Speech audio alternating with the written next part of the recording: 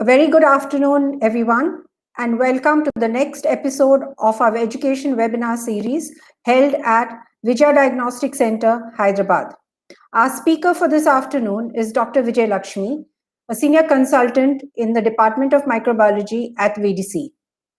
Dr. Vijayalakshmi has completed her MD from Armed Forces Medical College, Pune, and has over 16 years of experience in the field of medical microbiology. Her areas of interest and expertise are in hospital infection control, microbacteriology, and antimicrobial stewardship. She brings to us today an insight into a test parameter of utmost clinical importance in daily practice. Over to you, Dr. Vijayalakshmi. Thank you, ma'am, for the introduction. Very good afternoon to the esteemed audience. Today, I will be highlighting one of the most important aspects of clinical microbiology, that is automated bacterial identification and antibiotic sensitivity testing. To begin with the automated bacterial identification, I would like to introduce one of the new frontiers which has revolutionized bacterial identification systems, which is based on the principle of Maldi Tof. The rapidity and accurate diagnosis which this offers has practically brought clinical microbiology from the bench to the bedside of the patient. The platform we work on is the Vitek MS, which uses the principle of Maldi Tof. Maldi Tof is an acronym for Matrix Assisted Laser Desorption, Ionization, Time of Flight Technology. A look into the history as we trace back, diagnostic microbiology has come a long way over the last century. The early 20th century, mostly the identification was based on biochemical reactions, which took 24 to 48 hours for the identification. And also there was a limitation of not being able to identify certain microorganisms to the species level. The 1970s saw a revolution wherein a miniaturized versions of these biochemical reagents were used. The transforming year was early 2000 when the Vitek 2 system was launched by Biomeru. This used the principle of fluorogenic identification of the microbes, which drastically brought down the identification time from 24 hours to almost 6 to 80 hours. Further, the revolution happened, and in 2010, the Maldi Tof technology was launched on the Vitek MS system. And here, in using this system, one can identify the microbes within a span of 1 hour. It practically takes a few minutes for individual isolate to be identified. This technology was quoted as a quantum leap in microbial diagnostic, and Vijaya, being a pioneer in embracing all the advanced technologies for the benefit of the patients and the clinicians, this technology was introduced at Vijaya Diagnostic Center in December 2015. I'll briefly outline what the procedure is to set up a sample in the Vitek MS system. Initially, overnight culture growth of the microorganism is required. The colony, a well-differentiated colony, is picked up and smeared onto a slide. We have a slide which contains about 48 wells, one well for each sample, and a matrix solution, 1 microliter of it is added to the sample, and the slide is loaded onto the Vitek system. The further identification and analysis takes place inside the Vitek chamber, and the results are generated in the form of a spectrum of spikes. What happens inside the chamber? This is a vacuum chamber, and the matrix and the sample mix up, and when a burst of laser beam falls on this sample analyte mixture, the sample gets split into its component proteins. These proteins get accelerated through an electrical zone, and as they pass through the ring electrode, the protein molecules get separated based on their mass and intensity. That's why the time of flight, because the proteins having a mass which are lighter move upper, and the heavier ones stay at the bottom. And these spectra are detected by an ion detector, and the results are depicted in the form of a spectrum of spikes. These spikes which are generated are now matched with the reference spectrum, which is stored in the database of the computer, and based on the perfect match, the organism identity is generated. The entire analysis takes place using a software called the MILA, wherein the spikes are analyzed, they're juxtaposed with the reference spectrum spikes, and the microbial identification is given in the form of green boxes. So effectively, the hands-on time to set up this procedure is about 36 minutes. For the entire, to make in the directory, to smear the culture on the slide. Like I want to reiterate here the fact that smearing the culture isolate onto the slide is more of an art than science. So it requires more of a practice and expertise, which can save a lot of time. Inside the chamber, the time taken for, like I said, there are 48 wells, that is 16 wells of 3 sets each. So each set of 16 is called one acquisition. So the first acquisition is ready within 15 minutes, and if subsequent acquisitions start coming within 15 minutes. So for complete 48 wells for the IDs to be generated, it takes about 52 minutes, which is practically about 1 to 1.5 minutes for each isolate. And it's not necessary that one needs to wait for the entire slide to be read before the ID is generated. One can in real time keep looking at the IDs as and when they keep coming on the computer screen.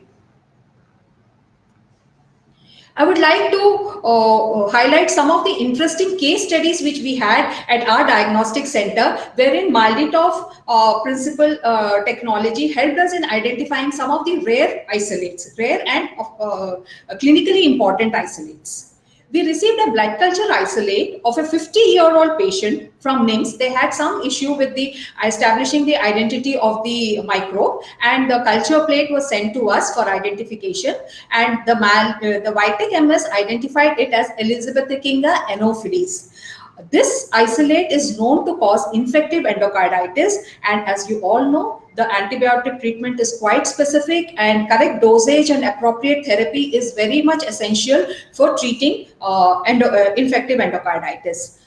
Similarly, we also had a blood culture isolate from a 9-day-old neonate, and we got an identity of Candida Aureus.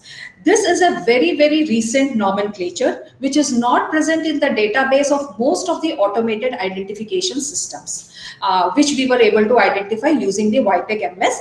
And in a span of 70 to 48 hours, the identity was established, and in 72 hours, the ID along with the yeast sensitivity report was conveyed to the clinician.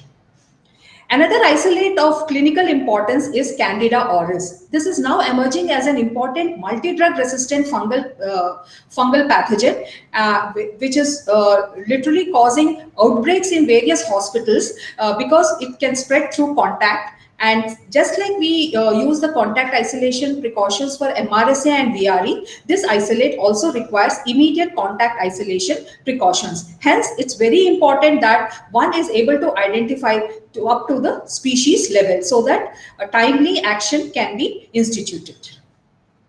A few more examples of certain clinically important isolates are Achromobacter xyloxidans, Burkholderia cepacia, Stenotrophomonas maltophilia.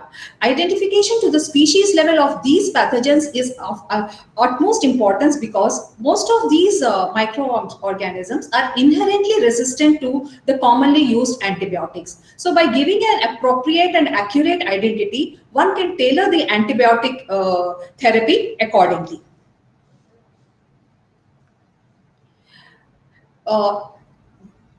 Like I said, there are two automated platforms, the Vitek MS using the Maldi Tof principle and the Vitek 2 which uses the fluorogenic principle.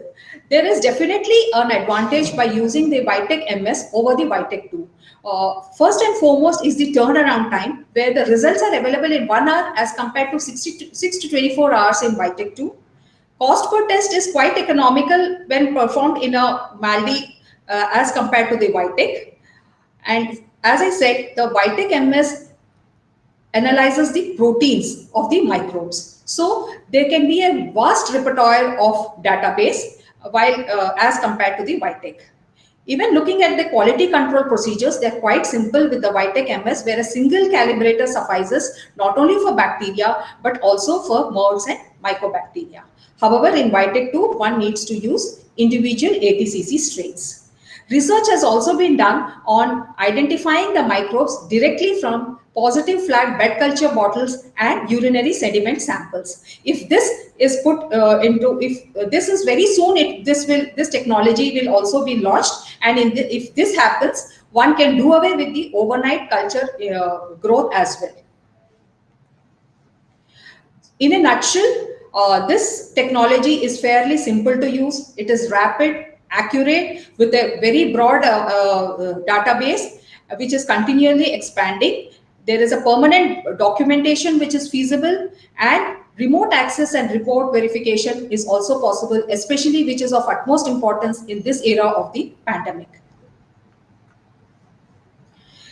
These benefits definitely translate to clinical benefits in terms of early diagnostics, so that tailored antibiotic therapy can be instituted. This in turn leads to reduced mortality and hospital length of stay. And as we all know, inappropriate antibiotic use is leading towards an antibiotic apocalypse. Hence, appropriate use of antibiotic aided by early identification can help in developing a robust antibiotic stewardship program and initiate appropriate infection control measures. Like every system, this too comes with a few limitations. Since it's a fairly new technology, the database still continues to expand, and at every juncture, new emerging pathogens are being added to the database. The initial capital expenditure of the instrument is very high, and there could, since mostly a single instrument is present and it's not possible to have a backup instrument, there could be a potential instrument downtime. At present at Vijaya Diagnostic Center, we are doing the identification of bacteria, including aerobes and anaerobes, and identification of the yeasts. There is a proposal to include identification of molds and mycobacteria as well, especially mycobacteria in terms of rapid growing mycobacteria, which are emerging as one of the most common emerging infections. The future direction of this technology would be to apply this for identifying microbes directly from positive flag blood culture bottles and urine samples, ability to resolve polymicrobial specimens, identification of antibiotic resistant mechanisms like MRSA, carbapenemase and ESBL producers, strain typing, last but not least, use in clinical virology, which is the need of the hour. Already, this has been applied for influenza viruses, for identification of the influenza viruses. So, if further research is done on these lines, I'm sure we could develop a technology even to identify the SARS-CoV-2, and also not only the virus but also the mutations and the variants. Hope this technology is developed soon in this at this juncture, which is of highly required at this point of time. Coming to the second aspect of today's presentation, I would like to clear a few facts on how one should interpret the minimal inhibitory concentration of an antimicrobial agent. The minimal inhibitory concentration, or the MIC, is the lowest concentration of an antibiotic that prevents visible growth of an organism.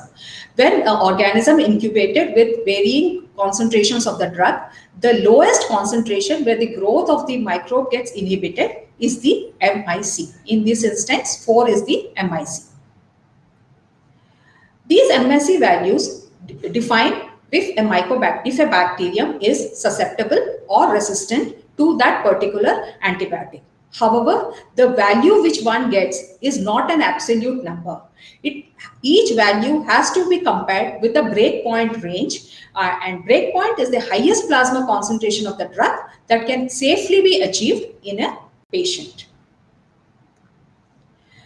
The current global AST landscape includes mainstream technologies wherein we have the conventional agar dilution methods wherein the discs are placed, and in this case we do not give the MIC, we just give the zone diameter and interpretation as sensitive or resistant.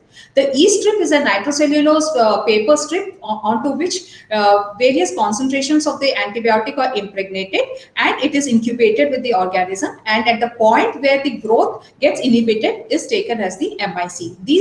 These procedures need 24 hours incubation. The automated technologies are based on the growth dependent mechanism, and the turbidity of growth is measured. Various platforms are there for this technology like the Vitek 2, the Phoenix, the ABI systems. At Vijaya Diagnostic Center, we are using the Biomeru's Vitek 2 AST platform, wherein the antibiotic sensitivity test results are given in terms of MIC. In this system, the principle is the MIC test is miniaturized and standardized in a 64 well format. Each well contains a predetermined concentration of the antibiotic, and when the organism growth is incubated along with these drug concentrations, the growth is detected in terms of turbidity and results are generated. It takes about 6 to 12 hours for an AST result to be generated using the Vitek 2 platform. The Vitek 2 platform uses panels of antibiotics which are specific for each microorganism, and these panels are designed based on the CLSI standards, which are the global standards for antibiotic sensitivity testing. The antibiotics used are specific for the particular group of microorganisms. For instance, the gram-positive microorganisms have two AST panels, that is AST628 and ST03. There are a set of antibiotics based on the CLSI guidelines, including their breakpoints. We also have a gram-negative panel. And in the gram-negative panel, there is also a specific panel for the urinary tract antibiotics, which includes the specific antibiotics required to be used for UTI like nitrofurantoin, fosfomycin, and certain first-generation cephalosporins. And for the Candida, we have the YST08 card. These CLSA standards are updated on a yearly basis. Whenever there is a variation in the breakpoint, it gets updated in the CLSI, and the same is updated on the computer database. Why is it important that one should know the MIC of a drug for treatment? It's not only necessary to use the appropriate antibiotic, it is very important to give optimized therapy. The appropriate dosing of the antibiotic is also very important. So to achieve this, the MIC values help in achieving an appropriate concentration of the drug at the site of action. There are two broad mechanisms of drug actions, the pharmacokinetics and the pharmacodynamics, wherein we have the concentration-dependent antibiotics like the aminoglycosides and the fluoroquinolones, wherein an initial bolus dose is given and the peak should be high. So the Cmax by MIC should be very high, and these antibiotics have a post-antibiotic effect. So repeated doses may not be required.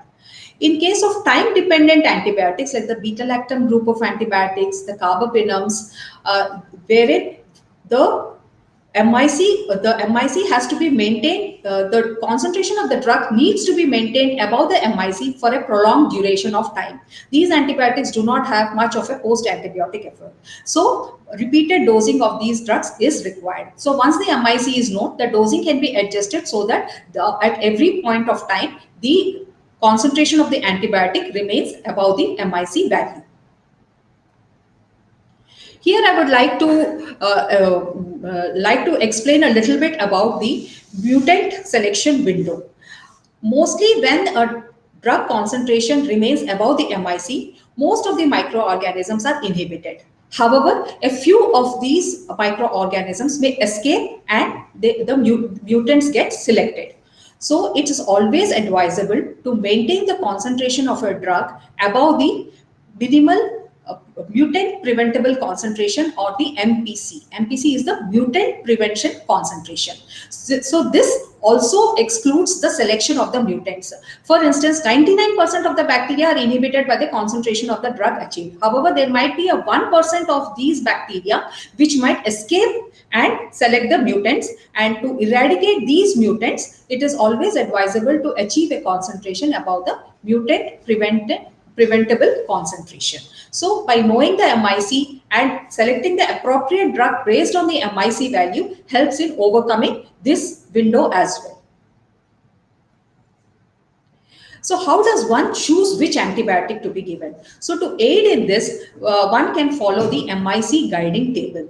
This basically is a scale which helps in identifying the lower MIC by comparing it with the susceptible MIC breakpoint. Since I had already mentioned earlier that it's the most important not only to select the right antibiotic but to ensure that the appropriate dose is administered. So this is one of the charts of the drug panel which we use for the Enterobacteriaceae group of organisms like the E. coli, Klebsiella. So it has this panel of antibiotics based on the CLSI guidelines, and the center box which we see is has a susceptible and a resistant range. That is called the break point of the antibiotic. Here, this is the susceptible, this is the resistant, and from here to here is the break point of the antibiotic, and this break point is specific for each antibiotic pathogen combination. So for instance, if the break point for ampicillin for Enterobacteriaceae is 8 and 32, it would be different for a Pseudomonas or it would be different for a gram-positive organism. So one needs to use a break point specific for that antibiotic and that micro combination. So in this, we are at all the MIC values below the susceptible range would be sensitive, and all the MIC values above the resistant breakpoint range would be resistant. Here, for instance, we have amikacin and gentamicin, which belong to the aminoglycoside group of antibiotics. In this case, we are seeing that both amikacin and gentamicin have given an MIC of 4. So which would be an appropriate drug to choose? So in such instances, one should look at the breakpoints. The breakpoint for amikacin is 16, the lower breakpoint, and the a value of 4 is 2 dilutions less than the lower susceptible breakpoint. While in gentamicin, the breakpoint starts from 4. So the breakpoint here is 4, which is equal to the susceptible breakpoint. So since the MIC of amikacin is 2 dilutions lower than the breakpoint, it would be possible to achieve a concentration which can overcome the mutant preventable concentration. So the choice of antibiotic would be amikacin. So similarly, we have the breakpoint guiding table for the gram-positives, for the Pseudomonas group of microorganisms. This is one of the reports which we have reported in our laboratory. This is an E. coli isolate of a urine sample which had a significant colony count of 10 to the power of 5.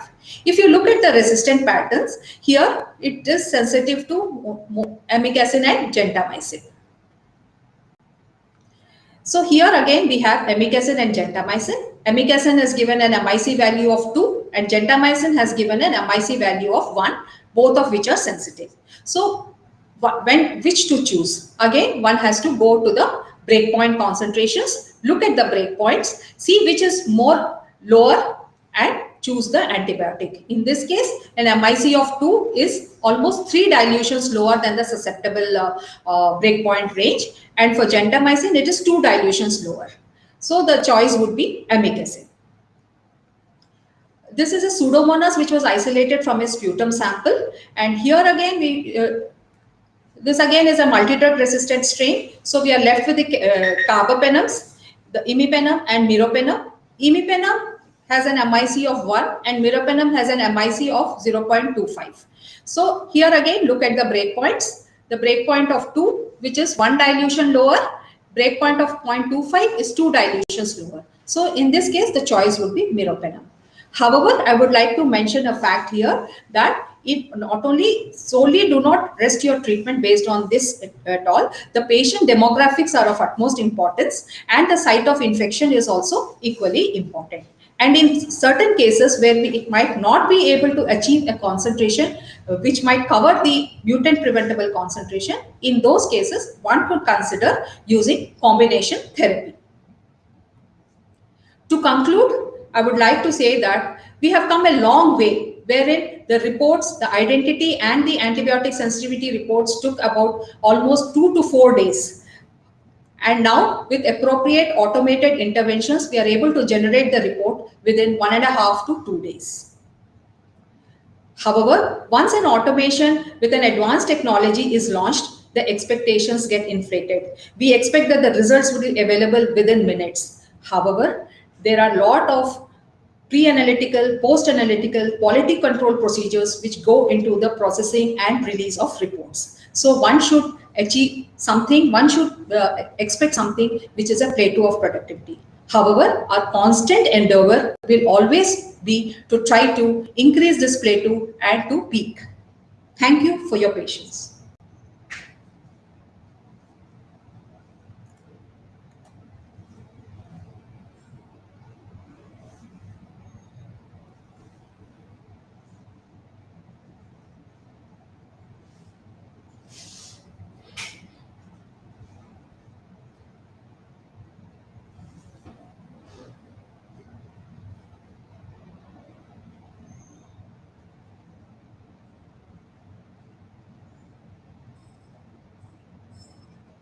It's not audible.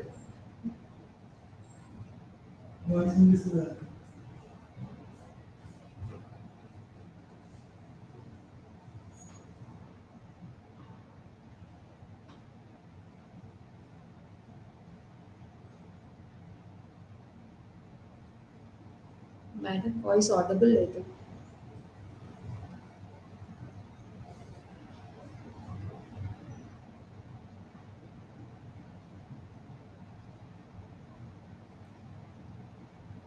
Can you hear me? Yes, ma'am. Yeah. So we are ready for the questions. That was an excellent presentation, Dr. Vijayalakshmi. And you've also brought out how you are reporting your results with utmost, matching the global standards of precision and accuracy using this sophisticated technology. So, audience, I hope you have enjoyed this session, and we are ready for any questions.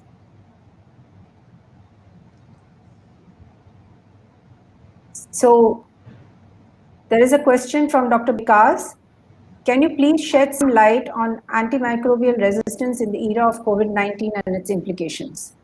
Yes, that's a wonderful question, especially in this era of COVID-19, where there has been an indiscriminate use of antibiotics, especially azithromycin, doxycycline.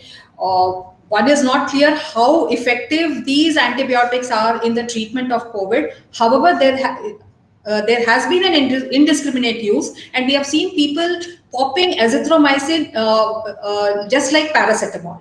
So I would like to say that an antibiotic is not an antipyretic. One has to be extremely cautious and use the antibiotics only under the advice of a doctor. So please, because indiscriminate, inappropriate, low dose antibiotics will lead to resistance.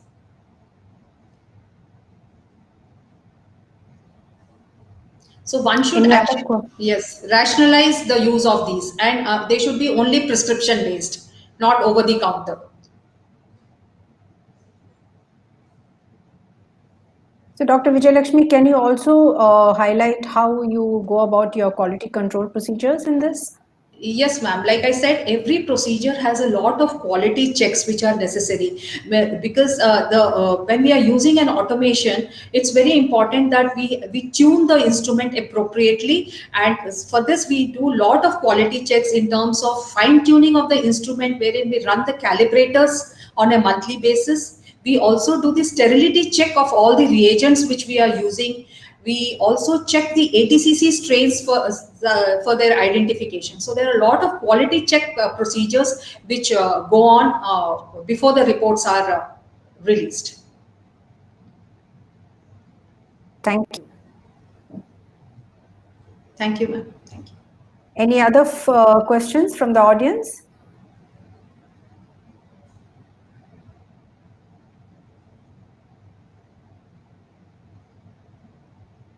Looks like there are no more questions from the audience. So thank you, listeners. And we will be back again with another episode very soon. Good day.